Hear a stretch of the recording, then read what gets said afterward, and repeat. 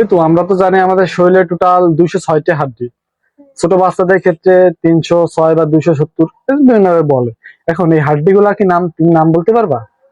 বলো তো, কোথায় কি হাড্ডি থাকে? আমাদের পুরো মাথা নিয়ে হচ্ছে কর্টিকা, এই জায়গাতে একটা হাড় আছে, এটা হচ্ছে ম্যান্ডেলা। থুতনির এই জায়গাতে হাড়টা হচ্ছে ম্যান্ডিবল। হ্যাঁ এই জায়গায় শুরু করে এই জায়গাতে একটা হাড় হিউমেরাস, এই জায়গায় দুইটা আলনা রেডিয়াস, হ্যাঁ কার্পাল, মেটাকার্পাল, ফ্লাঞ্জেস 17টা। হাড়ের ভিতর সবচেয়ে বড় হাড় হচ্ছে ফিমার, এই যে হাঁটুতে যে গোল বাটিটা ওটা হচ্ছে প্যাটেলা। এখানে দুইটা হাড় টিবিয়া, ফিবোলা, টাসাল, মেটাটার্সাল, ফ্লাঞ্জেস 13টা।